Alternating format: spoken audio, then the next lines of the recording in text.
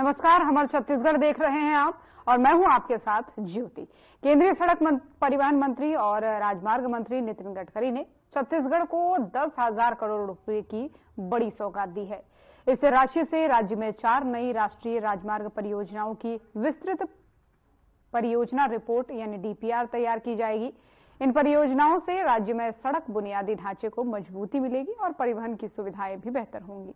केंद्रीय मंत्री नितिन गडकरी ने नई दिल्ली में छत्तीसगढ़ के मुख्यमंत्री विष्णुदेव साय के साथ बैठक के दौरान इन परियोजनाओं पर चर्चा की। बैठक में छत्तीसगढ़ में चल रही राजमार्ग परियोजना की प्रगति और भविष्य की योजनाओं पर गहन मंथन हुआ। 4 नई परियोजनाओं के लिए डीपीआर को केंद्र की स्वीकृति मिल चुकी है, जिससे जल्द ही निर्माण कार्य शुरू होने की उम्मीद है।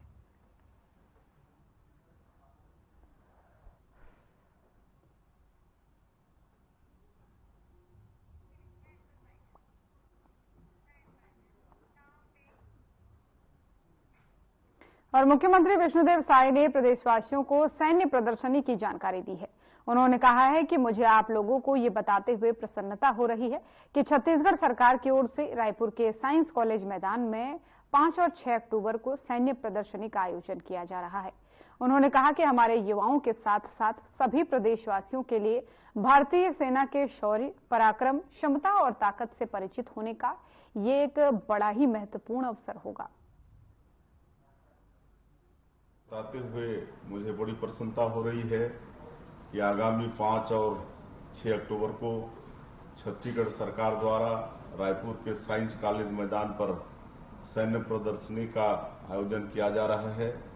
हमारे युवाओं के साथ साथ सभी प्रदेशवासियों के लिए भारतीय सेना के शौर्य, पराक्रम, क्षमता और ताकत से परिचित होने का यह बड़ा ही महत्वपूर्ण अवसर होगा। सैन्य प्रदर्शनी में युद्धक टैंक T-90 सहित बहुत से ऐसे आधुनिक और उन्नत सैन्य उपकरणों को प्रदर्शित किया जाएगा, जिसका उपयोग करके हमारी सेना ने दुश्मनों पर विजय प्राप्त की है। इस प्रदर्शनी में हमारे जाबाज सैनिक para jumping, khukri dance, daredevil, motorcycling, riding और घुड़सवारी का भी प्रदर्शन करेंगे। इसलिए मैं समस्त छत्तीसगढ़ वासियों से अपील करना चाहूंगा कि इस कार्यक्रम का आप हिस्सा बने, अपने बच्चों को भी अवश्य साथ लाएं ताकि वो अपने देश के सैन्य बल से परिचित हों। बहुत बहुत धन्यवाद। जय हिंद, जय छत्तीसगढ़। और स्वास्थ्य मंत्री श्याम बिहारी जायसवाल ने कहा कि हमने सरकार बनने के बाद से लगभग 1500 भर्तियां की हैं। अभी 2000 से ऊपर पद भर्ती प्रक्रिया हमारी शुरू हो चुकी है। बीएससी में भी लगभग 500 भर्तियां दी हैं। लगभग 2 से 3 महीने के अंदर लगभग सभी को मिलाकर के 5000 लोगों की भर्तियां करने जा रहे हैं, जिसकी प्रक्रिया जारी है। इसको 2 रूपों में आप ले सकते हैं। अगर मेकाहारा में एम्स से रिफर होकर आ रहे हैं तो निश्चित रूप से मेकाहारा में भी सुविधाएं बढ़ी हैं और हम लगातार बढ़ा भी रहे हैं। हमारे लिए अच्छी बात है। हम चाहते हैं कि प्रदेश के बड़े हॉस्पिटलों से भी हमारे मेकाहारा में आए।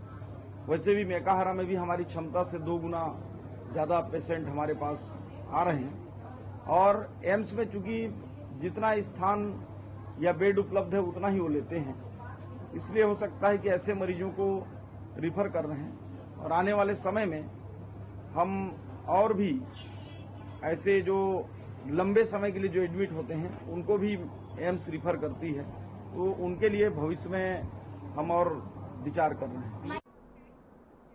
रायपुर पश्चिम विधायक राजेश मूणत औचक निरीक्षण के दौरान अनुपम गार्डन पहुंचे। गार्डन में अनियमितताएं पाए जाने पर अधिकारियों को फटकार लगाई। इसी के साथ ही अनुपम गार्डन में बन रहे नए रोड का जल्द से जल्द काम पूरा करने के निर्देश उन्होंने दिए।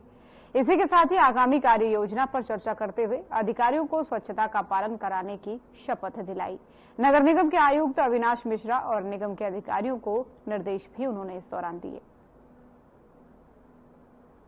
देखो, अनुपम गार्डन एक शहर के मध्य का बीच का एक अच्छा गार्डन है, जिसको अनुपम गार्डन भी बोलते हैं हम लोग, महावीर गार्डन भी बोलते हैं। ये शहर के खास करके 2 से 2.5 लाख आबादी के बीच का एक बड़ा गार्डन है। सालों पुराना गार्डन है। इसकी देख रेख करना, इसका मेंटेनेंस ठीक से हो जाए, पब्लिक का फीडबैक हो जाए, अभी स्वच्छ भारत मिशन चल रहा है पूरे प्रदेश में, देश में। जन जागरण की दृष्टि से भी हम लोगों से आग्रह कर रहे हैं, शपथ दिला रहे हैं। गार्डन में और क्या होना चाहिए, जनता से फीडबैक ले रहे हैं। जहां पर कुछ समस्या है उसका समाधान कैसे करें। आज की आवश्यकता जन भागीदारी के माध्यम से शहर को सुंदर और स्वच्छ बनाने के लिए ये मेरा भी कर्तव्य है, ये मेरा शहर है, ये गार्डन मेरा है। इस गार्डन को विकसित और प्लानिंग के साथ में बसा तो दिया, लेकिन स्वच्छ रखने में मेरा भी योगदान रहे, उसके लिए हम सब काम कर रहे हैं। सबका फीडबैक आया, कुछ है यहाँ पर कि इसकी लैंडस्केपिंग और हो जाए, कुछ यहाँ पर सफाई के काम और बढ़ जाए, जो शौचालय है वो ठीक से व्यवस्थित नहीं, वो व्यवस्थित हो जाए। ये फीडबैक के आधार पर लगातार रोज हम सुधार की प्रक्रिया में ये काम करते हैं। निगम के कमिश्नर, उनकी पूरी टीम, जिला प्रशासन भी साथ में चल रहा है। हमारा उद्देश्य ये राजधानी के अनुरूप इस शहर को विकसित और प्लानिंग के साथ में आगे डेवलपमेंट के लिए जाना और जन सुविधा जनता को मिल जाए, उसके लिए प्रयत्न करना, ये हमारा उद्देश्य है। और प्रदेश में बढ़ते अपराध पर नशाखोरी में कांग्रेस पार्टी बलौदा बाजार की गिरोधपुरी से रायपुर तक की 125 किलोमीटर की पदयात्रा तो कर ही रही है। प्रदेश अध्यक्ष दीपक बैज के नेतृत्व में दूसरी ओर राजधानी रायपुर के कांग्रेस के नेता पूर्व विधायक विकास उपाध्याय भी कंधे से कंधा मिलाकर दीपक बैज का साथ दे रहे हैं। नुक्कड़ नाटकों के जरिए जनता के बीच में एक अनोखा प्रदर्शन कांग्रेस पार्टी कर रही है।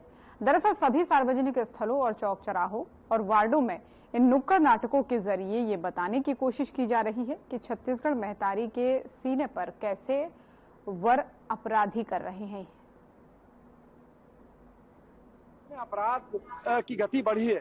छत्तीसगढ़ अपराधगढ़ हो चुका है। 8 महीने की भारतीय जनता पार्टी की सरकार, इस सरकार में छत्तीसगढ़ में अपराधियों के हौसले बुलंद। कांग्रेस पार्टी के अध्यक्ष दीपक बैज जी 27 तारीख से गिरौदपुरी से लेकर रायपुर राजधानी तक न्याय यात्रा कर रहे हैं, पैदल चल रहे हैं और 2 तारीख को समापन होगा गांधी मैदान में। हम रायपुर राजधानी के हर वार्ड में, हर सार्वजनिक जगह में इस नुक्कड़ नाटक के माध्यम से जनता को ये बताना चाहते हैं कि छत्तीसगढ़ के अंदर भारतीय जनता पार्टी की सरकार में लॉ एंड ऑर्डर मजबूर क्यों है, क्यों पुलिस अपराध को रोक नहीं पा रही है, अपराधियों के हौसले बुलंद क्यों है कि अपराध करते हैं और सोशल मीडिया में वीडियो बनाकर डालते हैं।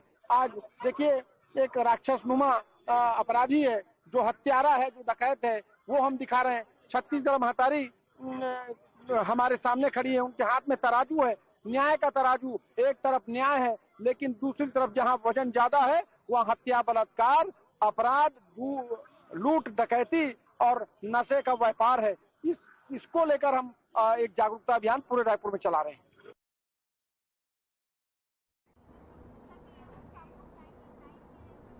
मुंगेली जिले के लोरमी विकासखंड के ग्रामीण इलाकों में सियार का आतंक खत्म होने का नाम नहीं ले रहा, जिसके चलते वनांचल के गांव में शाम होते ही लोग अपने घरों में घुसने को मजबूर हो रहे हैं। आपको बता दें कि कुछ दिनों पहले भी इस तरह की घटनाएं सामने आई थी, जिसके बाद से वन विभाग हरकत में आया और सियार को पकड़ने के लिए पिंजरा लगाया गया। वहीं इस बार खुड़िया क्षेत्र में 6 से 7 लोगों को काटने की खबर सामने आई है, जो डंगनिया और मंजूरहा गांव के हैं। घायल ग्रामीणों को इलाज के लिए लोरमी के 50 बिस्तर वाले अस्पताल में लाया गया।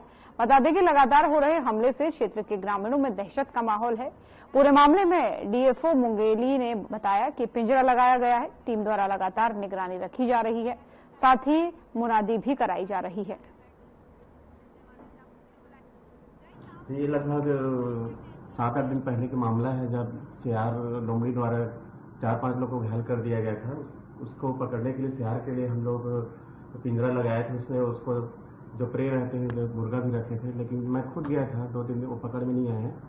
लेकिन अभी फिर भी कल सुनाई दे रहा है कि अचानक मार के जो कोर एरिया में भी कुछ लोगों को हताहत किया। उसके लिए भी मेरा स्टाफ और डॉक्टर जो है वहाँ के लोकल जो त्रिपाठी जी गए थे, और इसके लिए हम प्रयास कर रहे हैं। लेकिन ये मामला क्या है, 1-2 दिन का ही रहता है, शांत हो जाता है। शायद अभी किसी कारण से जो उनके पास चेंजेस होता है, उनका फिजिकल चेंजेस होता है, उसके कारण से सियार एक हमला करता है, बाद में शांत हो जाता है। लेकिन अभी हम उसको बचने के लिए लगातार मुनादी भी किए हैं और पेपर में भी उसको टोल फ्री नंबर दिए हैं। बीजेपी प्रदेश अध्यक्ष किरण देव सिंह गरियाबंद के छुरा मंडल प्रवास पर पहुंचे। इस मौके पर उन्होंने पत्रकारों के साथ बातचीत की।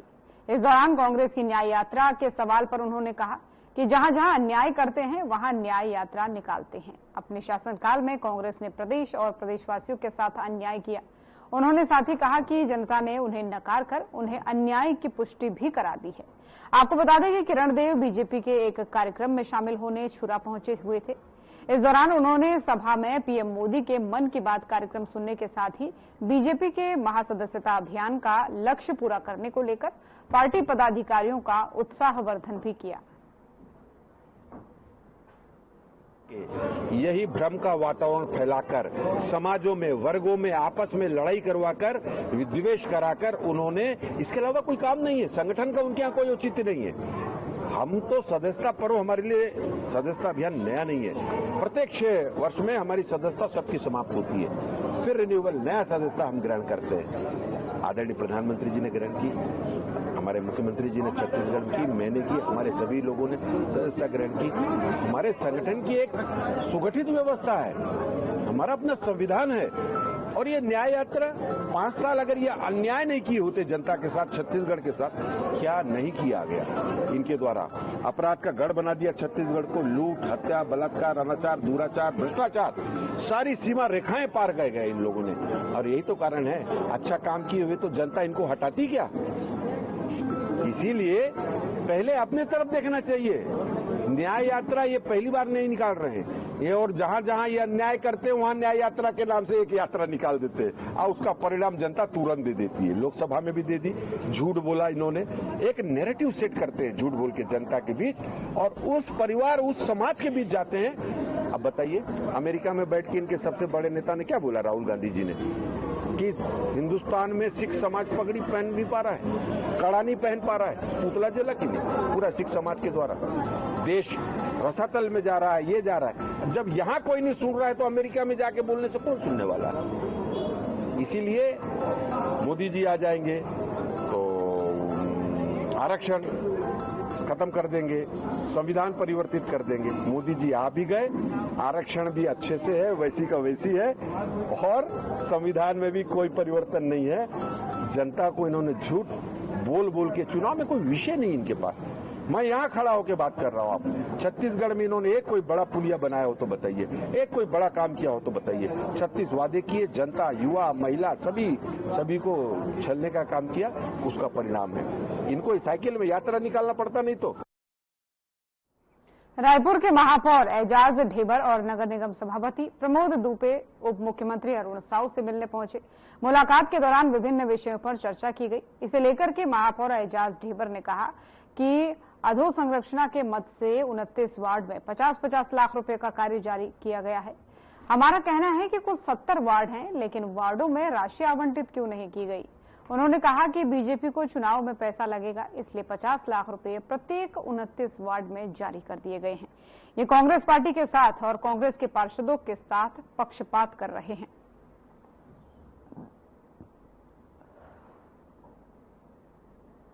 मुलाकात हुई, माननीय मंत्री जी एक तो अमेरिका प्रवास से लौटे हैं।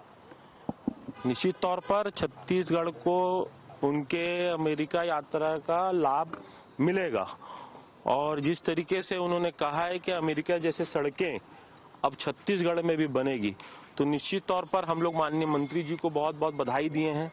और हमारे सभापति जी और हमारे सभी MIC मेंबर, उनके अमेरिका प्रवास जो हुआ है उसके सफल, उसके लिए हम लोग उनको बधाई दिए हैं।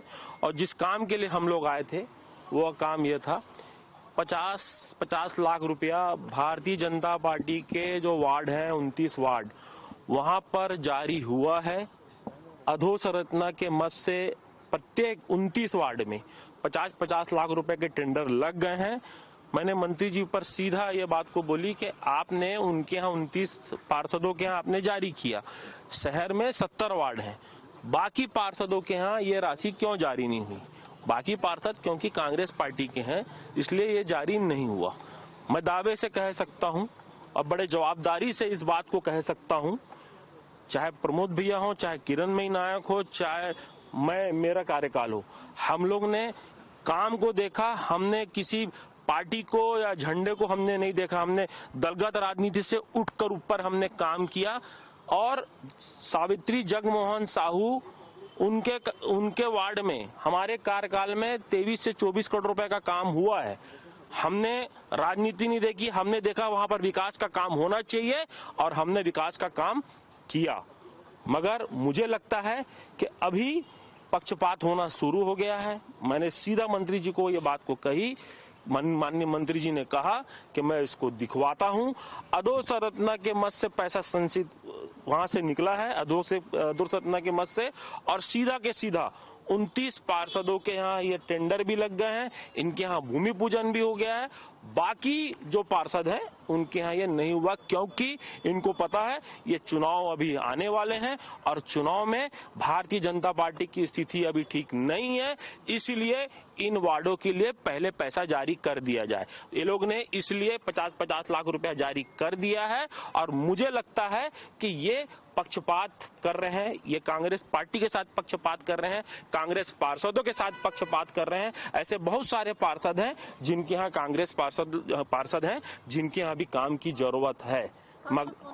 बहुत सारे पार्षद हैं। पक्षपात कौन कर रहा है? पक्षपात पार्टी कर रही है, भारतीय जनता पार्टी कर रही है। मैं तो माननीय मंत्री जी को सीधा इस बात को बोलकर आया कि भैया आप इस तरीके से पक्षपात ना करें। हम भी पार्षद हैं, हम भी महापौर हैं और हमारे दल के भी लोग ने महापौर रहे हैं, मगर किसी ने कभी पक्षपात नहीं किया। हमने विकास कामों को ज्यादा प्राथमिकता दी, विकास कार्यों को हमने प्राथमिकता दिया। हमने किसी का चेहरा देख के वो नहीं किया, हमने काम देख के काम को किया। हमने ये नहीं देखा कि ये कांग्रेस पार्टी का है, हमने ये नहीं देखा कि ये भारतीय जनता पार्टी का है। हमें ऐसा लगा कि ये काम है, यहाँ काम होना चाहिए और हमने काम को किया।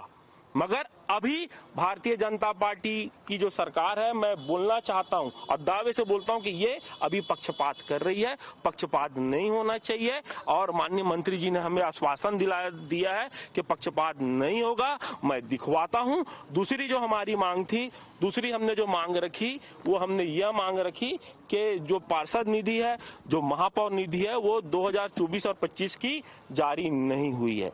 तीसरा, मैंने जो MOU कर आया था वो कॉपी मैंने माननीय मंत्री जी को आज मैंने सौंप दी है। तो तीनों चीज हमने माननीय मंत्री जी को दे दिया है और माननीय मंत्री जी ने बोला है कि बहुत जल्दी जो भी है। और एक और मांग की गई हमारे सभापति प्रमोद दुबे जी के द्वारा कि अभी त्योहारों का सीजन है, अभी दुर्गा मैया बैठेगी, उसके बाद फिर दशहरा आएगा, दशहरे के बाद फिर दिवाली आएगी, तो लाइट अभी भी शहर में जो ESL को जो कंपनी को काम दिया गया था वो पूरे ठीक तरीके से नहीं कर रही है। आप लाइट के लिए अतिरिक्त पैसा जारी करें। मैंने भी ये बात को कही तो उन्होंने कहा है कि 8 से 10 करोड़ रुपया हम लाइटों के लिए जारी करेंगे। और छत्तीसगढ़ में कानून व्यवस्था और अपराध को लेकर के कांग्रेस के PCC चीफ दीपक बैज के नेतृत्व में छत्तीसगढ़ न्याय यात्रा निकाली जा रही है। कांग्रेस की इस न्याय यात्रा के तीसरे दिन प्रदेश के पूर्व मुख्यमंत्री भूपेश बघेल, पूर्व मंत्री शिव डहरिया, पूर्व मंत्री मोहन मरकाम सहित तमाम बड़े नेता और कार्यकर्ता मौजूद रहे। इस दौरान भूपेश बघेल ने कहा कि 27 सितंबर से छत्तीसगढ़ न्याय यात्रा शुरू हुई है, जो सफलतापूर्वक चल रही है।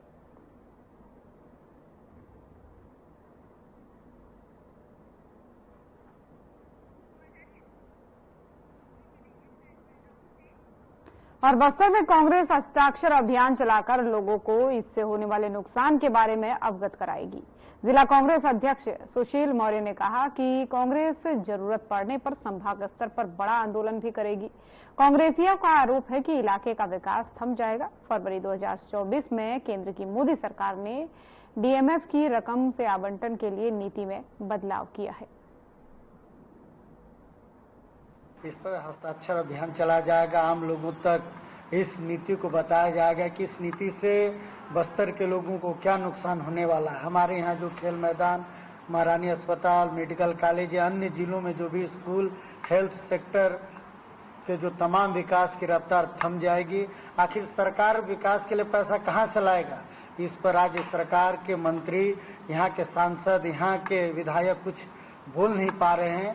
कुल मिलाकर बस्तर विकास थम जाएगा। इसको लेकर हम आम आदमी तक इस नीति को बताएंगे कि इससे क्या नुकसान होगा और इससे हमारे विकास पर क्या असर पड़ेगा। इसको हस्ताक्षर अभियान चलाएंगे, पोस्टर वार चलाएंगे और जरूरत पड़ी अगर ये नीति में फिर से बदलाव नहीं हुआ तो एक बड़ा और कांकेर के पूर्व सांसद मोहन मंडावी को कांकेर जिले के ग्राम सुरही तेलावत के अलावा अन्य गांवों में चल रहे राम सत्ता कार्यक्रम में मुख्य अतिथि के रूप में आमंत्रण दिया गया। उसी के साथ ही अभय चोपड़ा और अन्य लोग भी इसमें शामिल हुए। लोगों का उत्साह तब और बढ़ गया जब मोहन मांडवी स्वयं राम सत्ता गाने लगे। मोहन मंडावी ने सभी गांव वालों से एकजुट रहने, नशे से दूरी बनाए रखने से लोगों से अपील की। इसके अलावा बीजेपी के सदस्यता अभियान के तहत बहुत से लोगों को बीजेपी में शामिल कराया।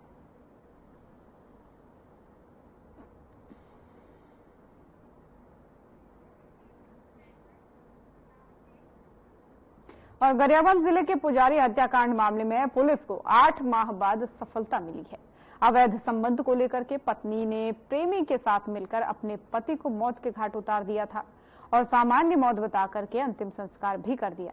अब मामले का खुलासा तब हुआ जब आरोपी मृतका के पत्नी को अपनाने से इनकार कर दिया। तब मृतका के पत्नी ने हत्या के राज से पर्दा उठाया। पुलिस ने दोनों आरोपियों को हिरासत में ले लिया और आगे की पूछताछ में जुटी है। ग्राम गुजरा अंतर्गत एक व्यक्ति की मृत्यु की सूचना प्राप्त हुई थी। ये मृत्यु करीबन 8 महीने पहले हुई है और अभी वर्तमान में ग्रामीणों के समक्ष ये बात सामने आई कि मृतक की पत्नी और उसके प्रेमी ने मिलकर व्यक्ति को मृत्यु के घाट उतार दिया था और फिर नॉर्मल मृत्यु बताकर क्रियाक्रम कर दिया गया था। अभी वर्तमान में पुलिस ने उसमें संज्ञान लेके FIR दर्ज किया है और सबूत खनन की कार्यवाही की जा रही है। जो मृतक है उसकी पत्नी और उसके प्रेमी की जो बीच में बातचीत हो रही थी उसे घर वालों ने सुन लिया है और ग्रामीणों के बीच भी ग्राम सभा हुई थी जिसमें ये बात सबके सामने आई है।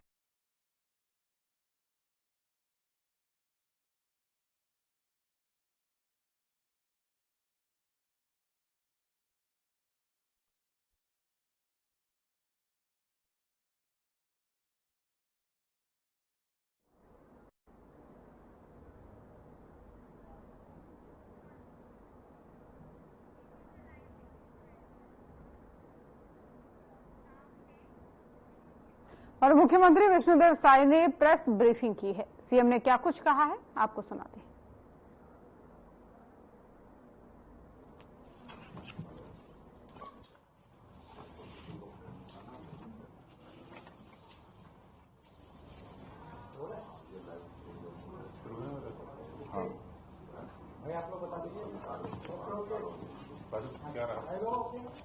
मीडिया के सभी साथियों, आप सबका हार्दिक अभिनंदन है, हार्दिक स्वागत है।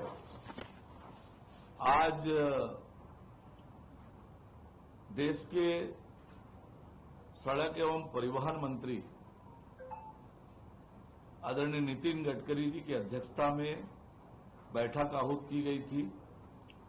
बैठक के लिए हमारे मुख्यमंत्री आदरणीय विष्णुदेव साय जी और हमारे विभाग के अधिकारियों के साथ हम लोग उपस्थित हुए। राज्य में लंबित और प्रगतिरत योजनाओं के बारे में समीक्षा हुई, बातचीत हुई। मैं आदरणीय मुख्यमंत्री विष्णुदेव साय जी से आग्रह करूंगा कि बैठक में जो बातें हुई है वो आप सबके सामने विस्तार से रखें। हमारे छत्तीसगढ़ सरकार के उप मुख्यमंत्री और जिनके पास PWD विभाग भी है, आदरणीय श्री अरुण साव जी और सभी मीडिया के साथीगण, आप सबका स्वागत है। आज हमारे भारत सरकार के सड़क और परिवहन मंत्री आदरणीय श्री नितिन गडकरी जी हम लोगों को। तो हमारे छत्तीसगढ़ देख रहे थे आप। बुलेटिन में फिलहाल इतना ही। खबरें लगातार जारी हैं। नमस्कार।